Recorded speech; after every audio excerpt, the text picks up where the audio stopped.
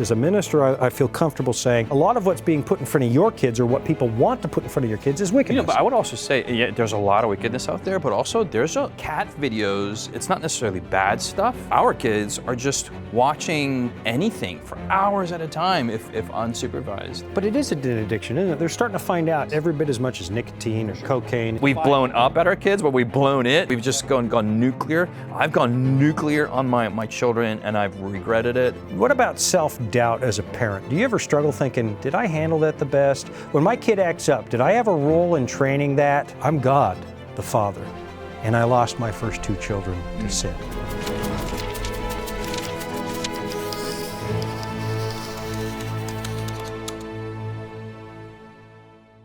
Hey, welcome to another episode of Unscripted. My name is Justin Kim. I'm Shawn Boonstra. And we are editors at the Adventist Review, and we talk about a lot of stuff on the show. But today we're going to talk about kids. Yeah, because, as July, August comes around at the Adventist Review, this year we're featuring young authors. And we're talking like 9 to 17 years old and kids and getting their perspective on soul winning, on bullying, on spiritual matters, one writing on video games and that kind of stuff. You want to look at that at AdventistReview.org. And then we thought, well, what do we know about kids really? And, well, Justin, you've got some. Yeah, I mean, it's an interesting insight. Some of you may be very far away from when you were kids, but it gives you an interesting insight to what kids are going through now and how they're experiencing Adventism.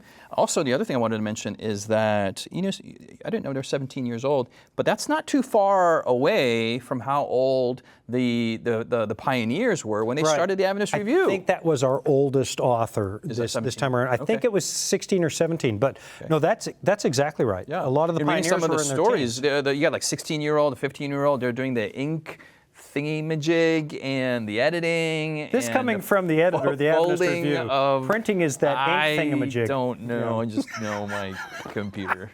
So anyway, you can read about those history James insights. wasn't using Microsoft Word. That's right? Yeah, you do know that for sure. Yeah. Anyway, so kids. Yeah. Well, you've got some at home, and here's what I really want to talk about because I'm guessing a lot of people listening today, if you've got kids, you're probably biting your nails a lot in this world that we're in. It was bad when I was a kid. I mean, I'm a kid in the 60s and 70s, and things were already kind of going, culturally, going kitty wonker. Yeah. That, if you're living in a foreign country, kitty wonker means not good. And so, do you know that word? I've never heard of it. I thought it was a Canadian. Oh, it might be a Canadianism. Yeah. But they were bad then and difficult then, and now cultural saturation. I don't know. You've got young kids at home. What kinds of things are you scared of Shawn, or I think worried about? This is the greatest challenge of this generation. There are, we grew up with these devices. Yep. Yeah. You're probably watching the show on one of them.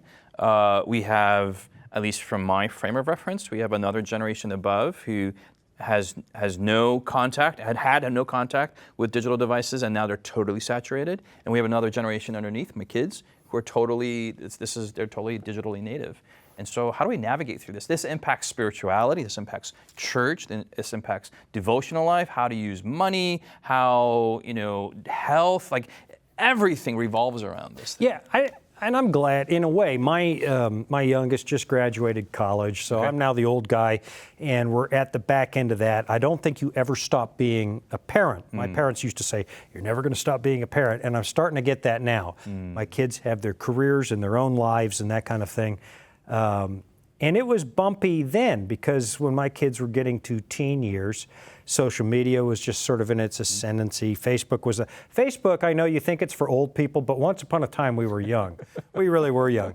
And we had to navigate that. We had to navigate, we had a TV, a black and white TV when I was a kid, and it got 1.5 TV stations, because one of them was sort of fuzzy every other day. Did you have to hit it? Yeah, we did. And then it would work. Yeah, you hit it.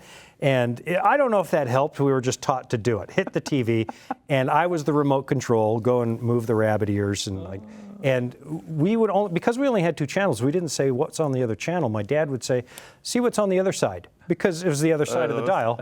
I don't know, is that new to you? What's on the other side? I just remember when I was younger, a dial, and like really hard, and I remember just hitting the TV, and it would work, and then not work.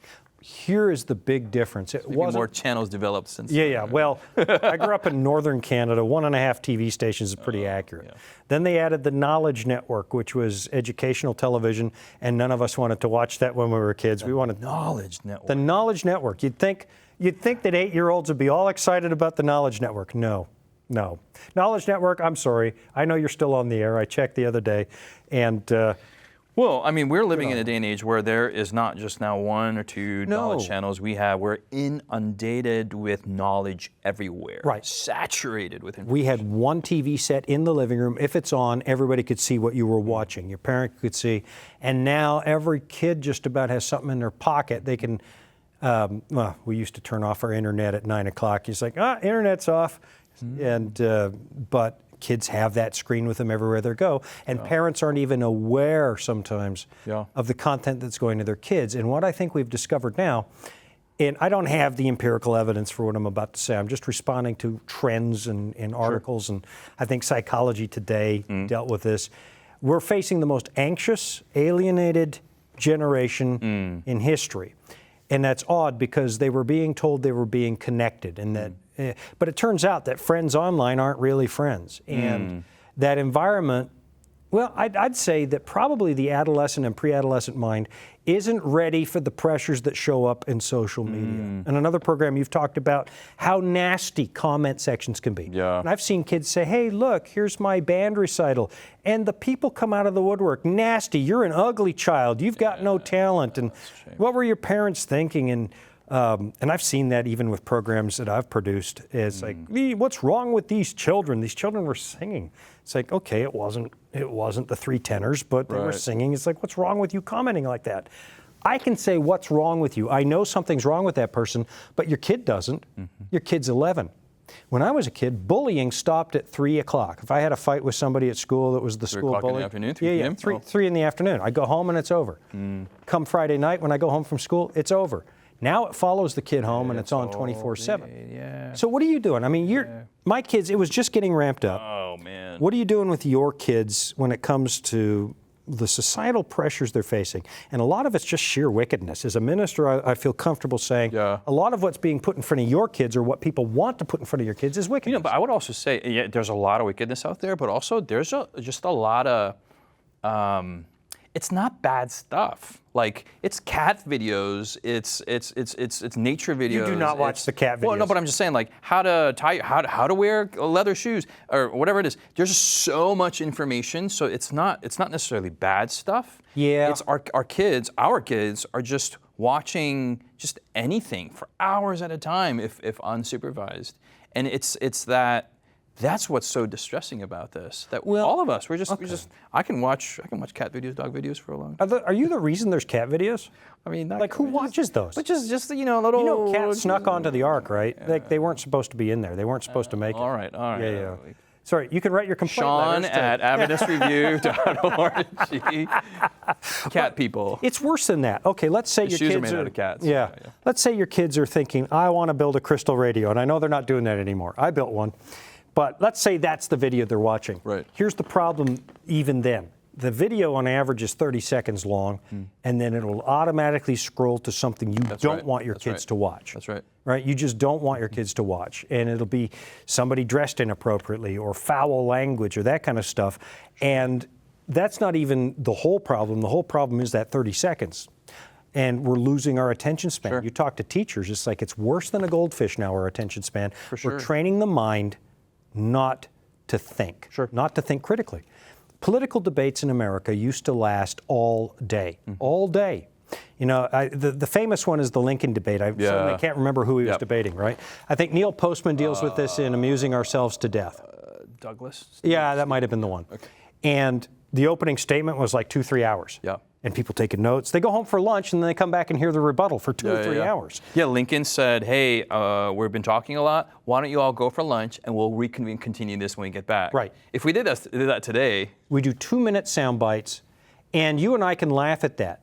But if you're 8 years old and learning to think and learning to read and forming the prefrontal cortex and forming your thought processes, serious thinking doesn't happen in 30 seconds. It just doesn't. So teachers are struggling. Kids are getting depressed and anxious. In fact, I think there's a lawsuit now that's forming a class action suit. And I'm not going to comment on it because I don't know the merits of it, but I saw this one. Has your kid self-harmed because of what they learned on social media? And somebody's building a case that social media has been so detrimental. So you're a parent. You guys have young ones at home. What measures, as Christian parents, what kinds of things are you aware of? What steps do you take to, you don't want to insulate your kids so much that they end up weird. Sure. But so there's a lot of things that a lot of parents have done, and the actual execution of how you navigate through that can be debated amongst parents. And I know a lot of my generation, when we get together, we're like, hey, what do you do? And we compare and notes and stuff. But I think what you're getting at is the larger principles of there's one camp that says we must protect our children from this altogether. Yeah. And they go helicopter mode or tiger mode or whatever mode it is, and their job is to create a bubble and to make sure that nothing gets through this bubble. Right. And I think when they're younger, when they're infants, 6, 7, 8, for sure, that's the bubble. At some point, you gotta, and this is where it's hard for as a parent. How do you? Some parents maintain that bubble until they're 18, 21 years old, until they leave home, and we find that a lot of them are not equipped with the skills to navigate through society, let alone making entertainment choices or media choices, or how to, your digital digest of how to. They have no skills whatsoever. Then you have the other extreme is like, the minute they come out of the womb, you give them an iPhone, and then they're well behaved until forever. But they're completely addicted. It's a digital pacifier. Hey, the kid's quiet, we're winning. No, you're not. And we're somewhere between those two extremes. We have 2 kids, 2 preteens, and it's hard. It's hard. Sure it is. When they were younger, we gave them just a very short time limit. As they get older, that time limit gets longer.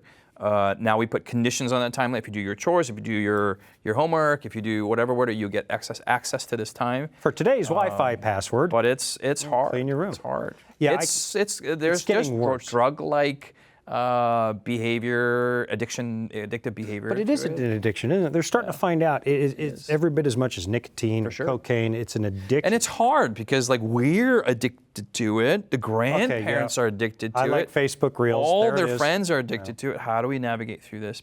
I was going to say, Shawn, there's the stats that have come in is that this upcoming generation, they're doing less drugs. Yeah, I saw that. And alcohol is tapered off almost completely. Less alcohol, less premarital sex, less all the bad stuff that you think that teens are usually associated with, all going down. But mental illness rates skyrocketing. And they're they just want to be by themselves and just watch or be on social media, just a solo experience. And they're temporarily entertained, but they don't know how to socialize with another human being in the room. Well, they get addicted to the dopamine hit, I think. For sure. 30-second videos are built around rewards. For sure. And I'm saying this as a minister, and I'm guilty. I am an insomniac. I sleep maybe 3 hours a night.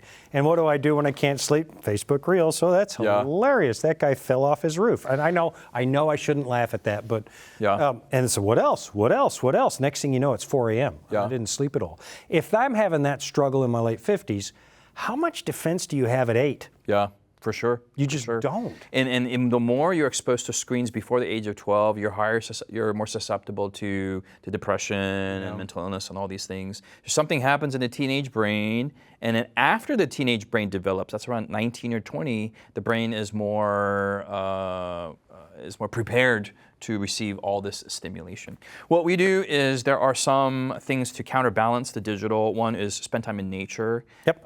There's something about green space, about air, about the visual of the trees and the branches, and it mimics some of the mathematical, the chaos theory. Something neurological that happens. I don't know. You take your kids on a hike to teach chaos theory. I'm like, hey, look at the branches, guys. Fractals. It's fractals. Fractal. There you go. Yeah. So nature is one. Exercise is another. And then we also create social scenarios where church is great, and where the parents get together and the parents are all on the same page. Where we say that, hey, this stuff isn't morally evil in and of itself. But for now, when you're hanging out with friends of kids of your own age, let's just put this aside.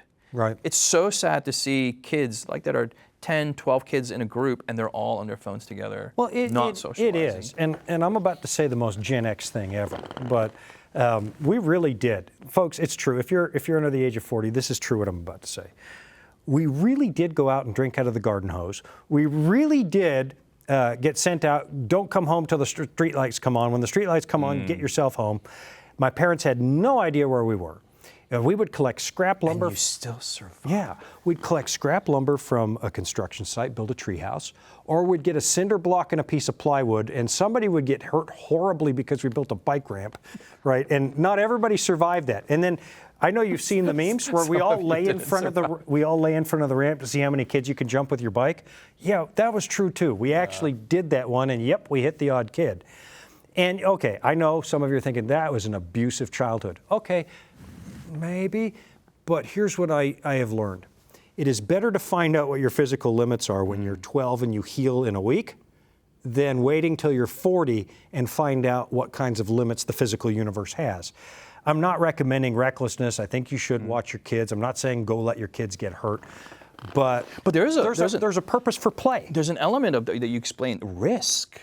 Yeah. The children experience risk under, in a safe area. Yeah. They understand danger. There's a certain level of play there, but they understand themselves, the physical world. I mean, there's development that occurs through risk. And through this, there's no risk. It's just sitting on the sofa, gaining weight, being entertained. And you mentioned the bubble. Yeah, we could even go into the health issues. Kids who don't exercise, childhood obesity, diabetes, all on the rise. Those are lifestyle diseases that you shouldn't again, some kids are prone to it. Don't get me wrong. If your kid has diabetes, doesn't mean you did something wrong. But the fact that it's rising so exponentially in society says something.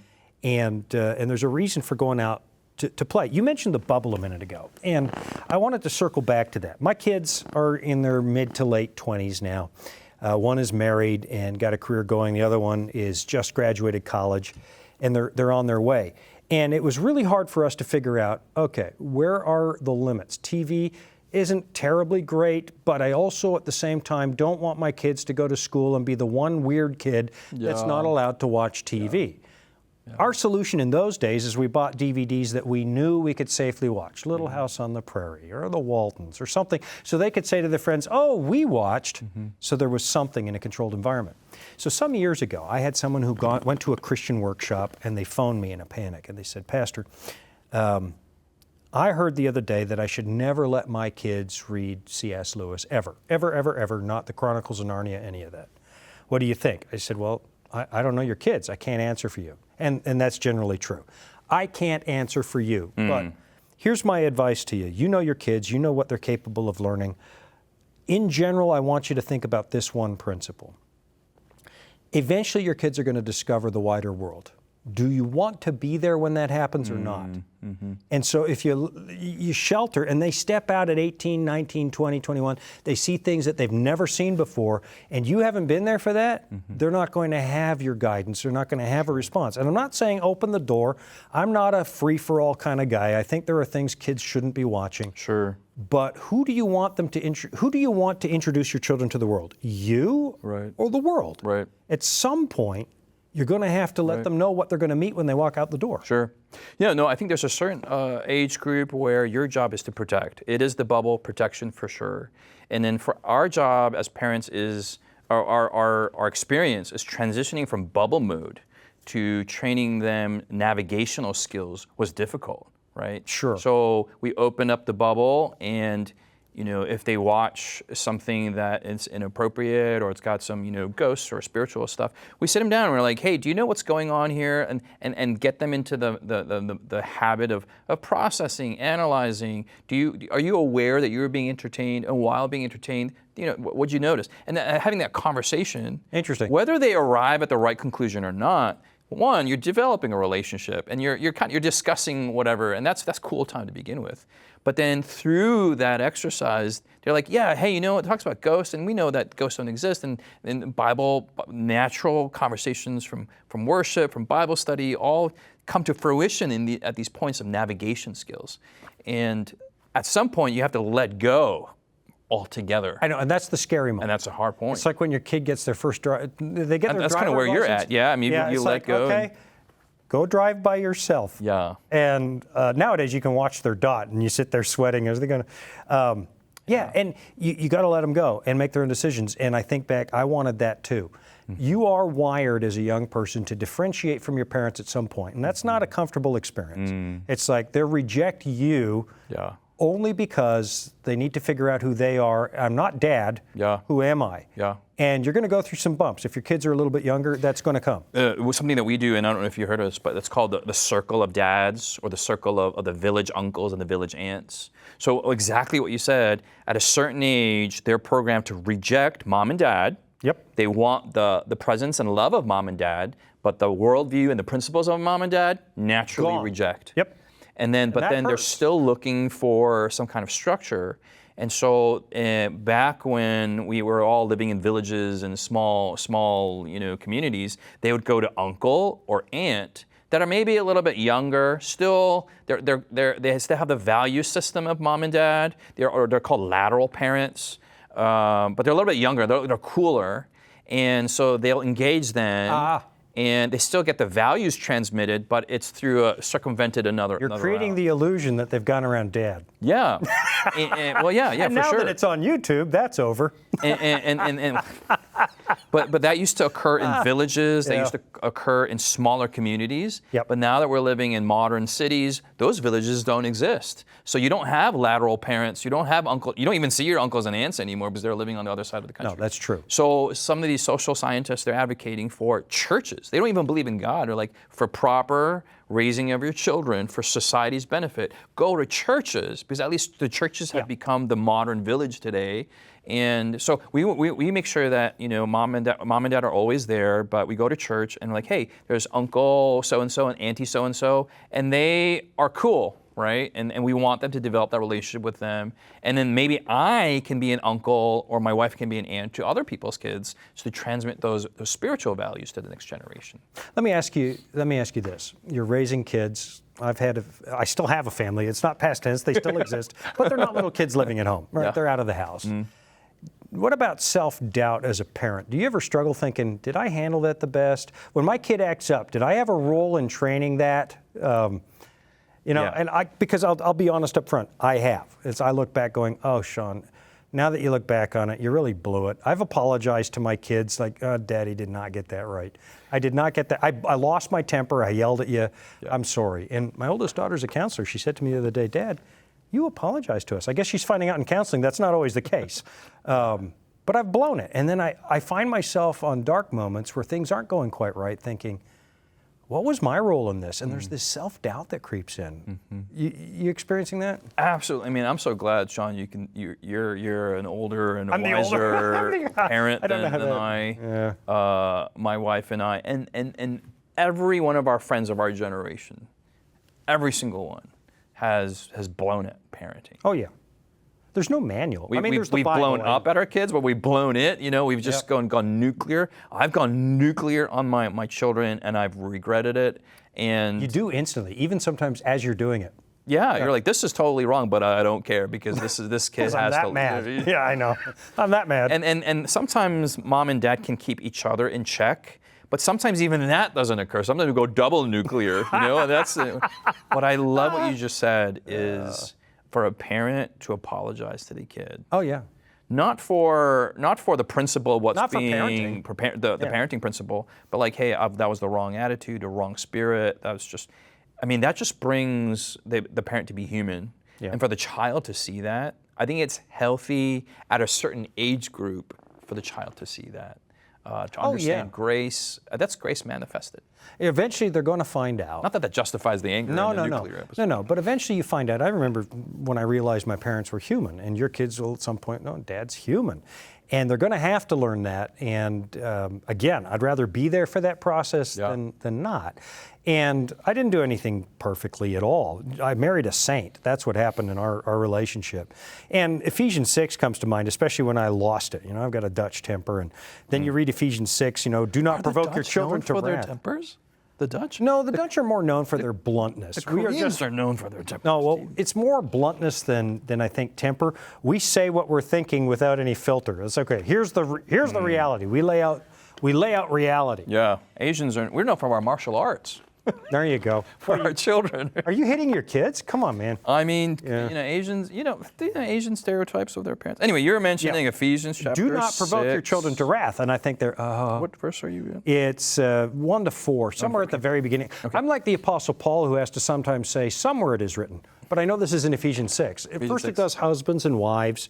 Children. And then it does children. Obey your parents in the Lord, for this is right. There. Honor your father and your mother, which is the first commandment with promise. But there's a condition for the parents. That it may be well with you, that you may live long and Okay, keep and going. you fathers, Yep, here we go. do not provoke your children to wrath, but bring them up in the training and admonition of the Lord. Okay, and I have failed that. There's times where I know I did it wrong, and now my kids are hurt. But then it's important to own it. It's important to own it. And every time I beat myself up, God whispers in my ear, I'm God, the Father, and I lost my first 2 children to sin. And I'm thinking, there's still free will. You could do everything perfectly, and I sure did not. You can do everything perfectly, but at the end of the day, those kids have every bit as much free will eventually as you do. And God doesn't slam the door on choice, and as a parent, I can't. There have been times we need to close the door on that. But if they're at a certain age and able to make choices, sometimes you have to let them make the wrong one. Yeah, which is... It's hard. Which is hard, yeah. And again, God lays out, look, you may freely eat of all these trees. If you eat of that one, you're going to die. He lays out the consequences. And that's what it comes down to. Hey, listen, you can do with your life what you want. I mean, I gave my kids, and I've got great kids. Don't misread this. Don't write my kids letters. But I remember I taped a key to a letter the day they graduated. On their 18th birthdays, that's when I did it. And I wrote a letter. It's like, here's your dad's advice. The key is symbolic. You now have the key for your life. It's yours now. I promised you when you turn 18, you get the keys. Here's my parting advice. Here's what your dad suggests about money, about relationships, about education, about all these things. Go. Go make something out of your life. And then you have to watch them not take the advice.